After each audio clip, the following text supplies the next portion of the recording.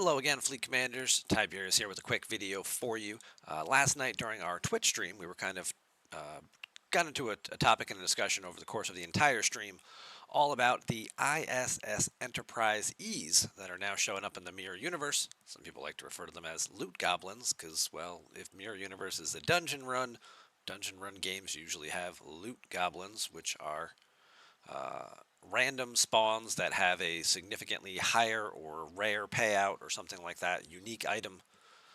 And now that we've had that mechanic before, obviously the assimilated Ferengi traders and some of the other in Voyager space you can get the rare Voyager ship that gives you the the skin for it, right? The silver, whatever it's called. I can't think of the name of it right now. You know what I'm talking about, though. So now we've got these hostiles added to the Mirror Universe, and if you haven't seen them yet, well, let me go ahead and pull up. There's different types. Let's just go ahead and pull one up here. So this is the Trillium A type hostile. It's the level 50 ISS Enterprise-E. There are multiple levels of them. There's a level 51, a level 61. I think there's a level 71 too. You know what?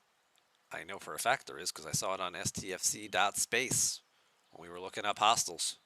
Bam, ISS Enterprise. You've got the 50, the 60, the 70, and there are two different types. There's the Trillium, ones that drop Trillium A. They have you can see their power levels here, and then you've got the ones that drop Trillium D, which are significantly stronger. The level 50 ones are double power, the level 60 ones are more than double power, and the level 71 is, what, 9 times the power? 9 times. 9 times. Almost 9 times the power output. But what's the advantage of killing one of these particular things? Well, it's the loot that they drop. It's a level 50 hostile that's dropping 1,000 raw Trillium A, which is a lot more than you normally get. Then you start factoring in all of your other loot bonuses and things like that, and you can get some pretty significant payouts here. This one that I killed last night during our testing run ended up being, with all the loot bonuses and things, 5,800. So that's a good amount. The other thing that they drop, which it doesn't show here, and I probably didn't save a screenshot of, is they also drop liquid Trillium D as well as premium rift tokens in the loot box. They don't drop off the actual hostile. Everyone you kill gives you a loot box. The loot box will have a small amount of liquid Trillium D. The ones I was killing last night, I think I got about, it's this stuff, this liquid Trillium D right here. I think I got like 135 per kill.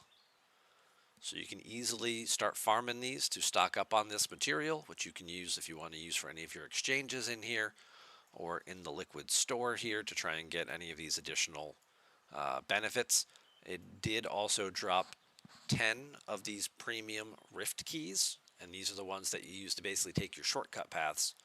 So having extras of those is also a good thing. If you're talking about the Mirror Universe, again, we're talking about our shortcut paths with the premium keys. So instead of having to fly through 5 or 6 systems to get all the way out here to the other side of the galaxy, you can just go through 2 systems here and cut through Ganalda and kind of bypass all this. And you can do the same thing. Instead of going 1, 2, 3, 4, you could go 1, 2, 3 and cut a system down to save yourself on the uncommon currencies, going through Kronos and around to Dederidix up here. So you certainly do have some options. I find it much better to go this way. It saves a lot more time this way. This one not as much, but then again, these also do use the uncommon keys, which can be a little harder to source as opposed to the common ones, which you may have a lot more of in your inventory. But the question in the topic that we got into, and that's what I want to talk about here for a minute, was more about, these things start to show up very early. Deneb being a system where you can find the Trillium A ones, The Trillium D ones you can find in Hoven, which again is where you can get to fairly easily in your mid 40s, 46 up, we'll say. Right? If you have a 46 rare ship, you can go into, take this path, get into Hoven, kill some stuff to farm some Trillium D, get into Deneb very easily, do some farming there for hostiles. But can you kill these significantly higher level 50 targets with 220 million power or 460 million power? The short answer was no, not really. If you are a G4 player with just a mid-level level, tier 6, tier 7 pylum or whatever the case may be, no, you're probably not going to be able to kill these hostiles yet. They're definitely more of a stretch goal for that, and let's bring up an example here. So this was my Ops 47 account. Whoops, wrong button.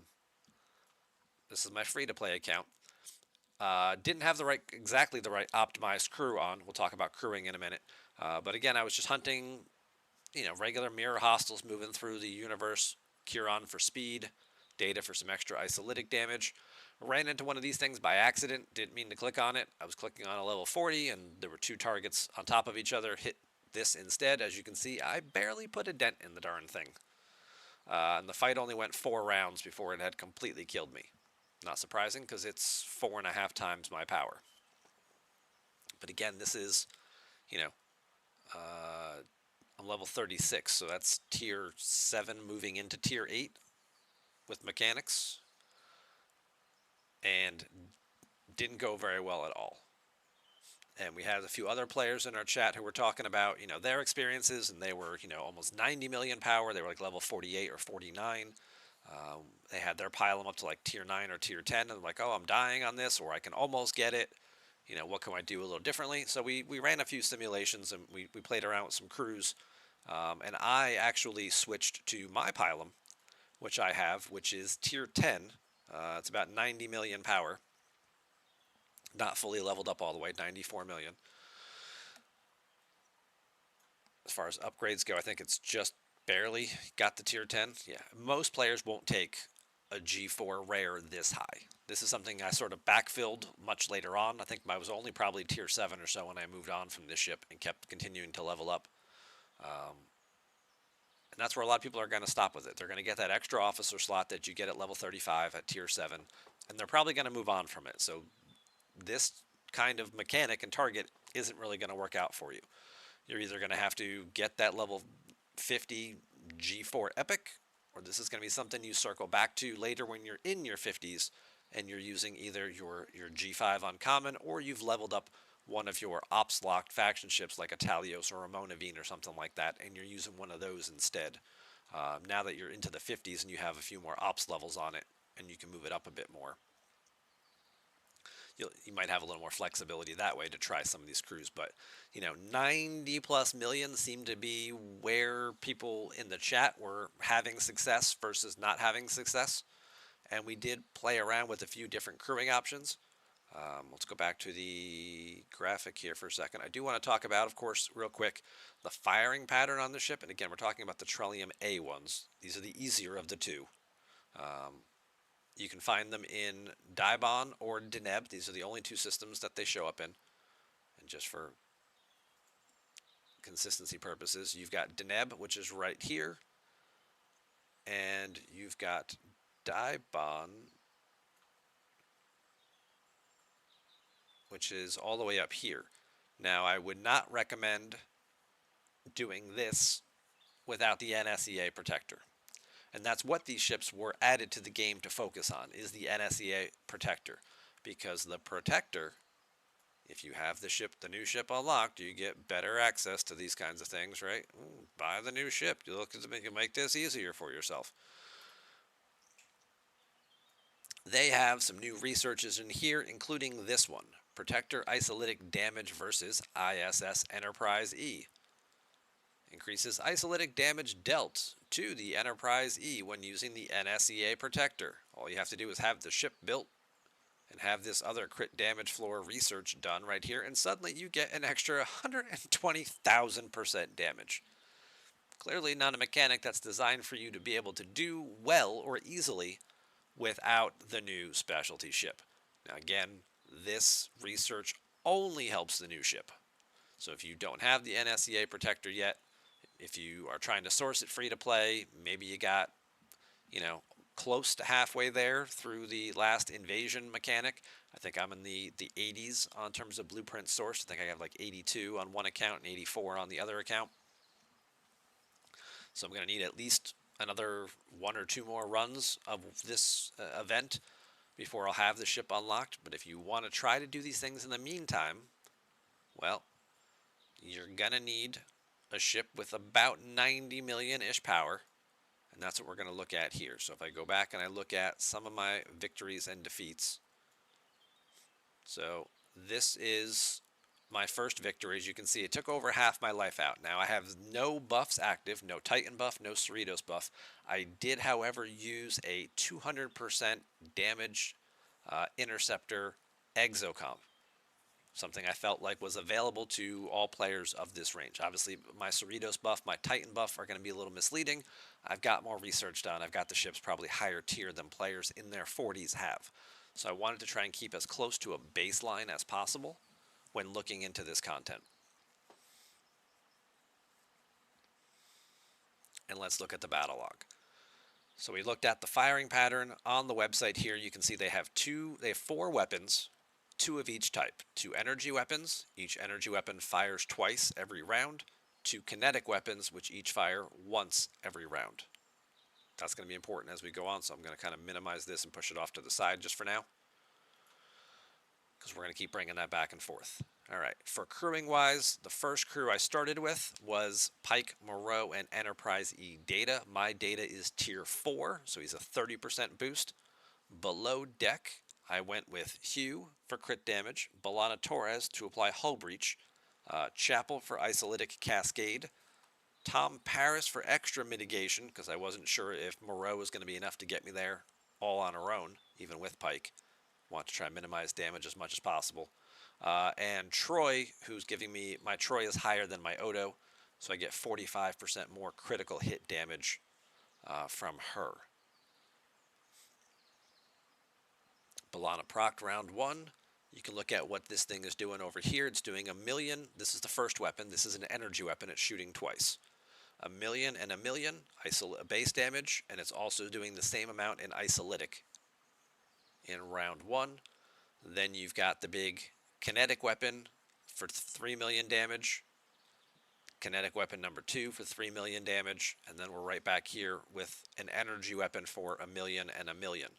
So all total, it's doing 10,000,000 base damage. And then that amount is also getting doubled because it's doing the same amount in isolytic. So it's shooting 20 million points worth of damage at me. Obviously, I'm able to mitigate a good portion of that. Standard mitigation, we're doing our 70% max there. We also have some isolytic damage defense. I do not have Pelia on either of my accounts. I did not get her unlocked. If you do, she would be a good person to put below decks because she gives additional isolytic defense. She's the only officer that I'm aware of at this time who adds isolytic defense in PvE situations.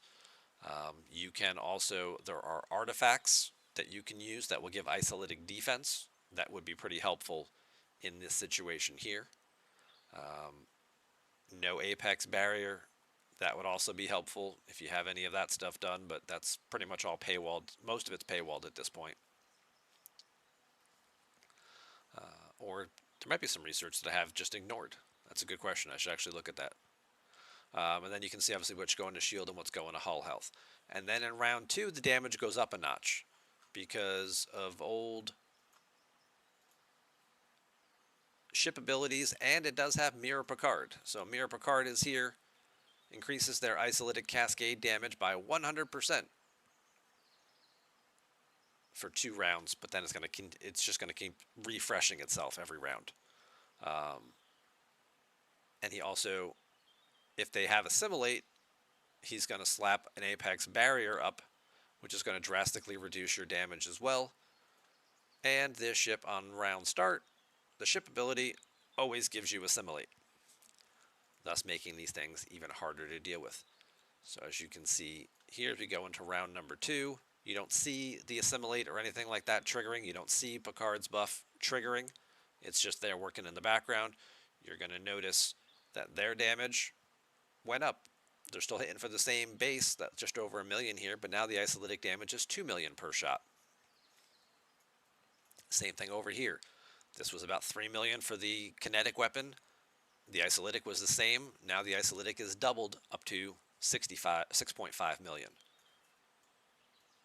These things put out some pretty significant damage. And you're thinking to yourself, man, I can't, our star cruisers can't repel firetude of this magnitude, right? Firepower of this magnitude. Wrong franchise? Oh.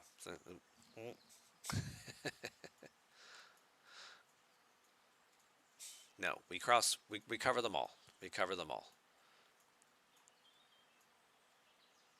And then obviously you can see what I'm still doing over here. You know, I'm still firing away 27 plus million crits for about the same.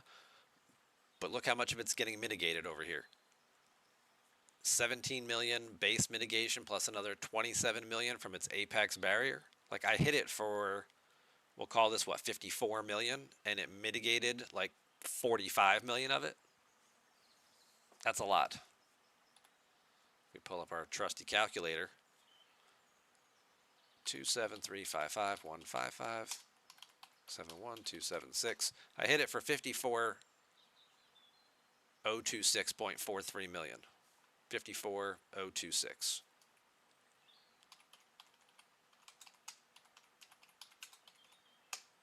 It mitigated, again, like we said, 45 million. 54,026. 83%. It blocked 83% of my damage. Now you know why that research gives you such a huge buff, right? If it's going to block 83% of your damage.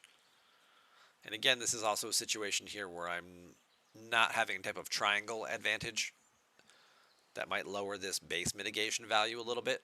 We're neutral because I'm using a pylum. If I had an explorer rather, like the NSEA Protector, I might get more of a benefit out of that. But this is the crew we had the most success with. Pike, Moreau, and E-Data.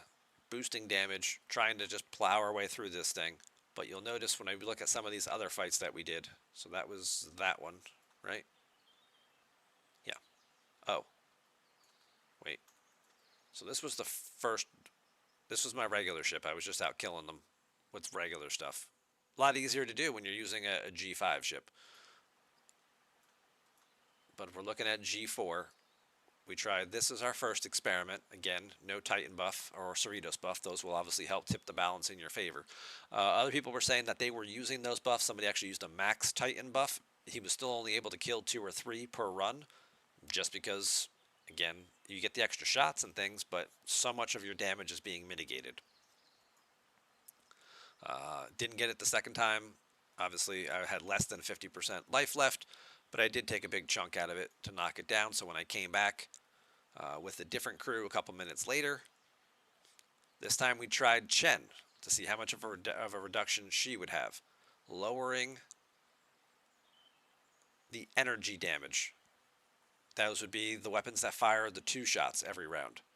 So those first weapons were firing at just over 1 million per round, right? 1 million here, 1 million per shot.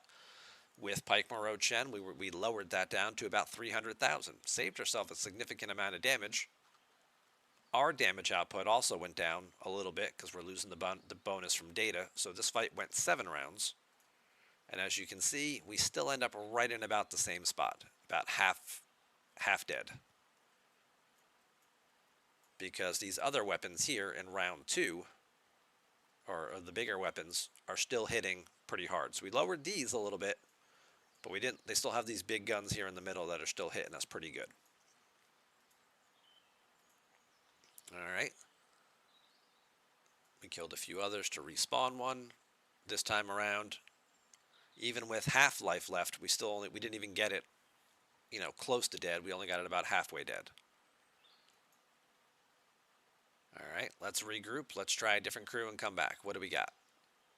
Ah, let's try and mitigate that middle gun, right? Those bigger guns in the middle. Let's go Pike with maxed Talon, 20% reduction, and Tier 4 Cath giving a 21% reduction. And we check a look at our battle log here. This fight went 11 rounds. Now, I've significantly lowered my damage output, but I'm also trying to lower their damage output. And as you can see, I took way more damage this time around. So even though this first gun is still hitting, backup hitting for 1 million, hitting pretty hard. The middle gun, which used to hit for 3 million a shot, I've now reduced down to 1.2 million. So I'm saving a considerable amount of hull health here off of these shots, which then also carries over into round 2, because these shots, which normally were hitting for 3 million and the crits were hitting for 6 million, now I'm hitting for 1.2, and then the crit is only 2.4, or the double bonus is only 2.4. This is from Picard's ability. But the fight went 11 rounds, so chances are B'Elanna didn't proc as often at 60% in some of these rounds. She procced in round 1, but I haven't built up a crit chance yet. He was starting to build that up now. She didn't go off in round 2. She does go off in round... Nope, she didn't go off in round 3 either. So that's going to drag this fight out a little bit. But it's bound to happen from time to time with the RNG and her only being tier 4 and only being a 60% bonus. Tier 4, round 4 she went off, round 5 she did not. 6 she does. 7 she does not. 8 she does not. 9 she does. 10 is a no. So again, even though she's 60% chance to go off, I feel like she's actually hitting probably every... maybe out of 11 rounds, she probably goes off 5 times out of 11 rounds, which is certainly less than 60%. You're going to see some variance in that. Some fights are going to go better than others.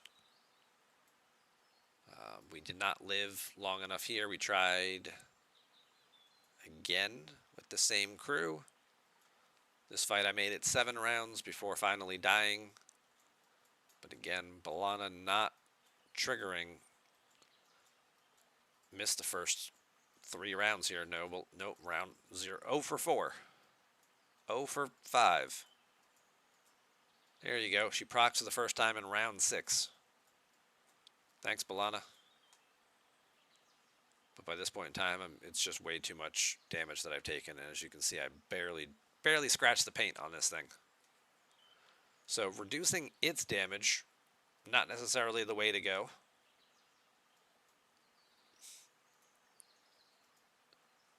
We come back with our standard crew here. This was to try a different theory. Obviously, this is the one that's damaged, so we take it down. Somebody had asked the question here, and I'm pretty sure this is the run. Yes. Dezok. If you apply Assimilate, we swapped him in below deck. Will he lower Picard's ability? 50% chance of applying Assimilate to opponents. Assimilate reduces the officer abilities on the ship by 40%. So what are we lowering by 40% here? Well, we're lowering his apex barrier. That should be blocking less. So I'm going to round this up here. I'm going to call this 58.7 million. So what did he block? Plus 30433 462. He blocked 48 million divided by 58. We'll call it 750.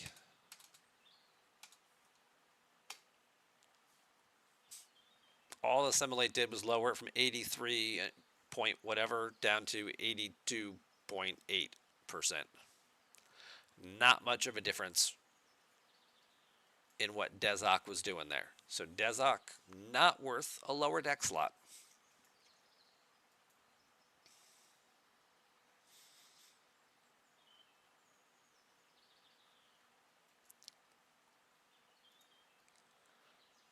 Did I come back?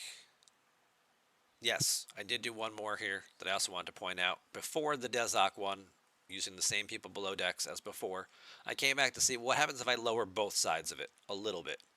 If I use Chen and Kath to lower both of the weapons a little bit.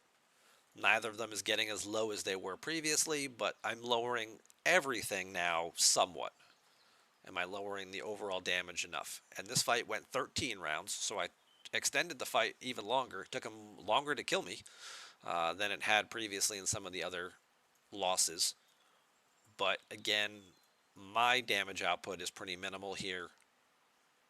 Is a little weaker, a little smaller, and a lot of it is just getting mitigated. So even though I'm extending the fight pretty well, anything you can do to expedite that fight and make it end faster is going to be the better way to go here.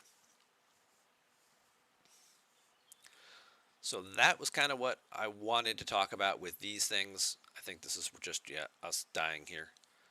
Again, trying the things with Dezok below decks. So we had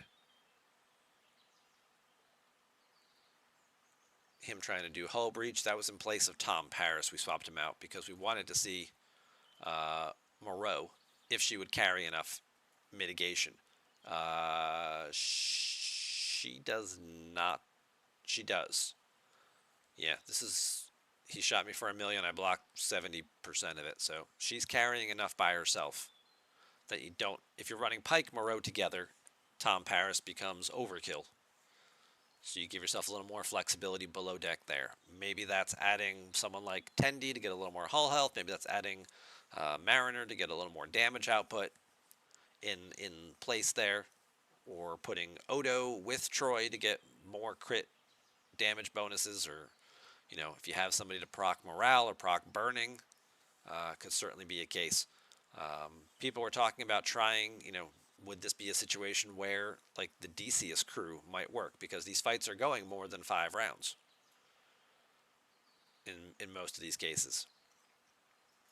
That could be an option. That's one we didn't get a chance to try before we had to wrap up our stream for the night. Maybe you've got a better crew that you're using that you're having good success with. Let us know in the comments. Let us know what you're using. If you're killing these things, if you're a G4 player and you're killing these things, let us know in the comments. Obviously, it gets significantly easier as a G5 player when you're moving into that. And then again, but these are just the Trellium A ones. Also, if you have the NSEA Protector, these things go down a lot faster.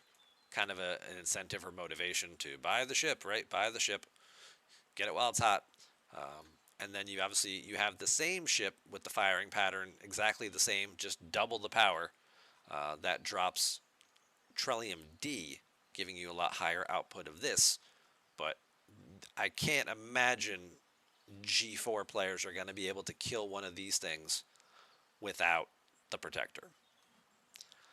That's all I want to talk about. Thank you very much for watching. Leave your questions, leave your comments, leave your feedback and results down below.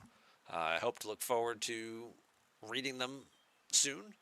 And I'll see you back here for my next stream. If I don't, see you around the galaxy first. Take it easy, everybody.